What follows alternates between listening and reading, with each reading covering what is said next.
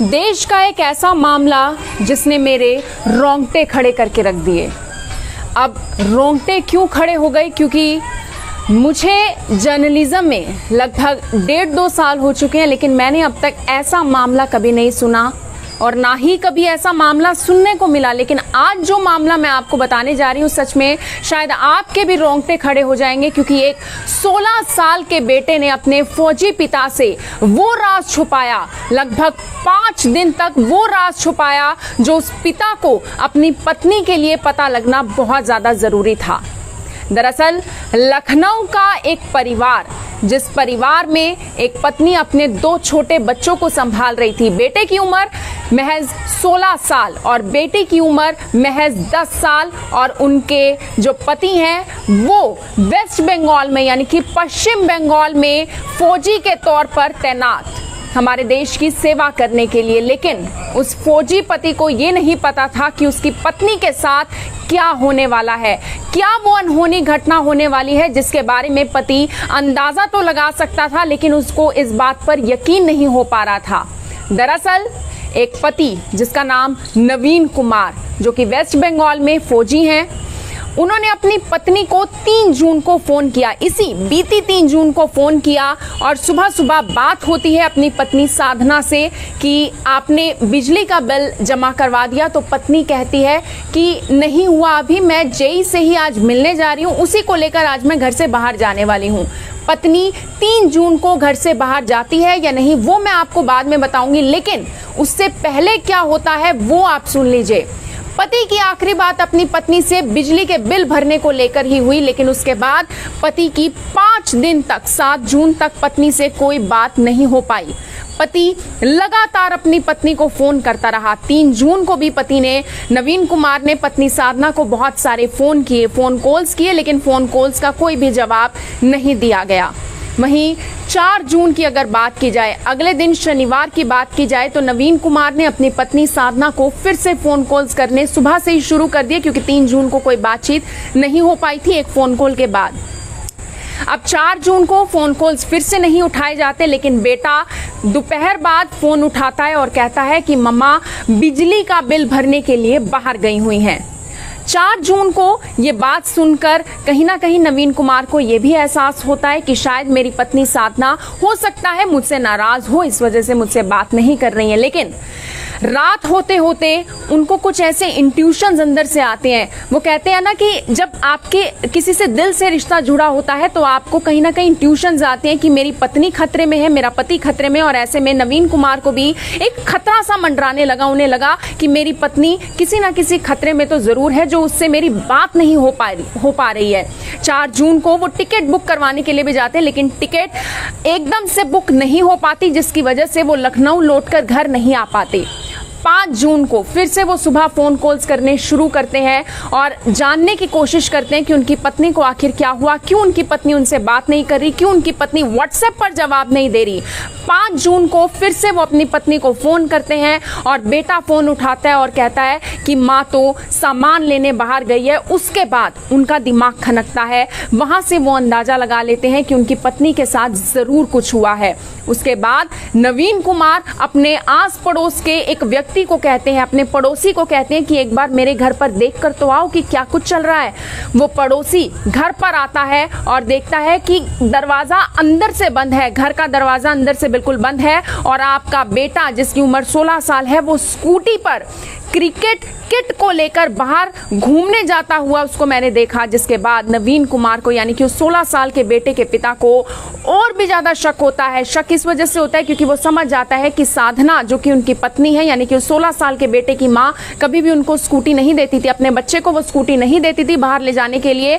और ऐसे में अब उनका बेटा अचानक से कैसे स्कूटी लेकर जा सकता है, इस बात से उनका शक और भी ज्यादा मजबूत होता रहा। वहीं 6 जून को फिर से वो फोन कॉल्स करते हैं, लेकिन फोन कॉल्स नहीं उठाए जाते। इन पूरे 5 दिनों में लगभग 2000 से ज्यादा बार नवीन कुमार अपने घर फोन कॉल्स करते हैं, लेकिन फोन कॉल्स नहीं उठाए जाते।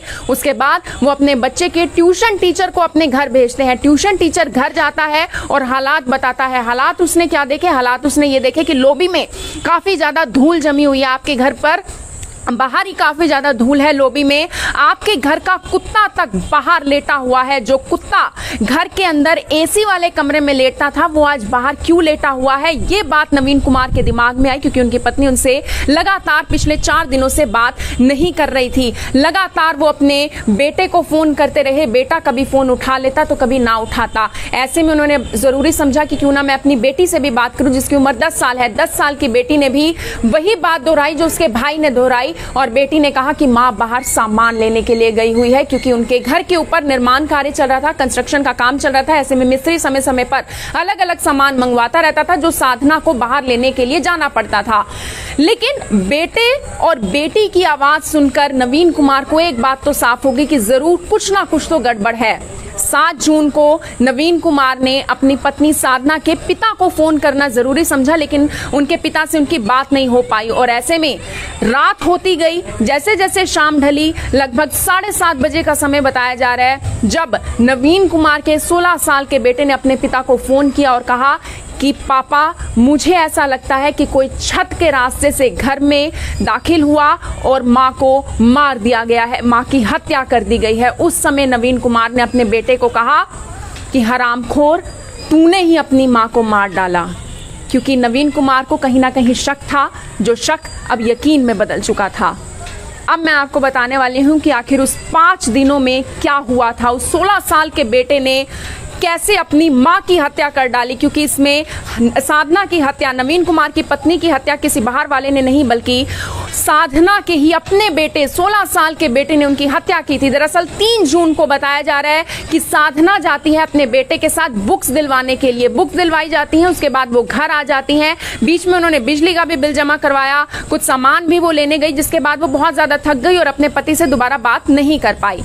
4 जून को साधना फिर से मिस्त्री के कहने पर बाहर जाती हैं कुछ सामान लेने के लिए। जब वो घर आती हैं तो वो देखती हैं कि मेरा बेटा फोन इस्तेमाल कर रहा है, और उन्हें बहुत ज्यादा गुस्सा आ जाता है, क्योंकि उनका बेटा अक्सर पबजी खेला करता था।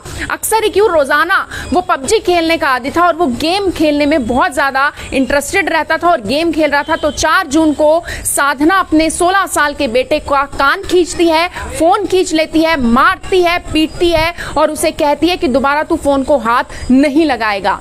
उसके बाद शाम होते होते साधना को पता लगता है कि उनके घर से 10,000 रुपए भी गायब हो गए हैं, वो भी उस पबजी गेमिंग के चक्कर में। तब उनका शक तो अपने बेटे पर ही होता है और बेटे को वो फिर से पीटती हैं, मारती हैं और उससे पूछती हैं कि तुमने 10,000 रुपए का क्या किया। रात होते होते बात थोड़ी ठंडी हो गई। साधना अपने दोनों बच्चों के साथ बेड पर लेट गई। लगभग 10 बजे के करीब वो तीनों सो गए। रात 2 बजे साधना का 16 साल का बेटा उठता है, अलमारी से पिस्टल निकालता है, मैगजीन भरता है और उसके बाद फायर कर देता है कनपटी पर, फायर कर देता है अपनी मां की कनपटी पर और उसे मौत के घाट उतार दिया जाता है। साथ में सो रही 10 साल की छोटी सी बहन, 16 साल के भाई की छोटी सी बहन डर जाती है, सहम जाती है गोली की आवाज सुनकर, और उसे उसका भाई कहता है कि तुम दूसरी तरफ मुंह कर ले, क्योंकि अब मम्मी इस दुनिया में नहीं रही, मैंने मम्मी को मार डाला। बहन को वो दूसरे कमरे में लेकर चला जाता है और रात भर बहन को समझाता है, बहन को डांटता है कि तुम्हें रोना नहीं है, किसी को कुछ बताना नहीं है।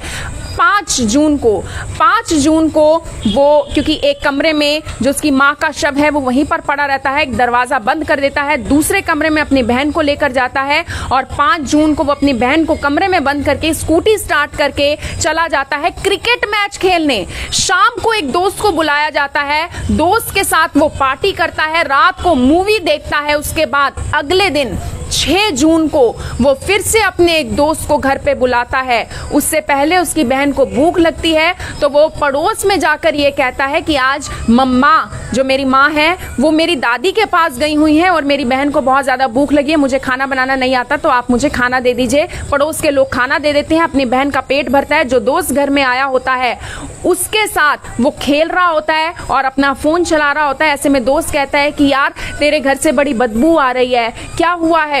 तो वो बेटा जो 16 साल का लड़का है वो अपने दोस्त को कहता है कि यार पड़ोस में किसी के घर कोई जानवर मरा होगा या फिर पड़ोस के किसी प्लॉट में कोई जानवर मरा होगा, ये उसकी बदबू है। उसके बाद अगले दिन अगले दिन घर में बेतहाशा बदबू फैल जाती है जो किसी से बर्दाश्त नहीं हो रही होती है, उन दोनों बच्चों से बर्दाश्त नहीं हो रही होती है। और उसके बाद वो 16 साल का लड़का सोचता है कि अब मैं इस बात को ज़्यादा छुपा नहीं पाऊंगा।